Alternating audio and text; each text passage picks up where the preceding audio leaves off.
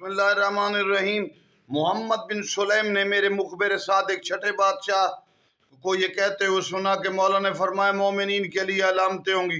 मैंने कहा मौला अल्लाह मुझे आप पर फिदिया करार दे, वो कौन सी अलामत है? तो मेरे मौला ने फरमाया जैसे कुरान में अल्लाह ने कहा वलनबलुवन्नकुम बिशैइन मिनल खौफि वल जूइ व नक्सिम मिनल अम्वालि वल अनफुसि वस्समरात वबश्शिरिस साबिरीन अल्लज़ीना इज़ा असाबतहुम मुसीबा।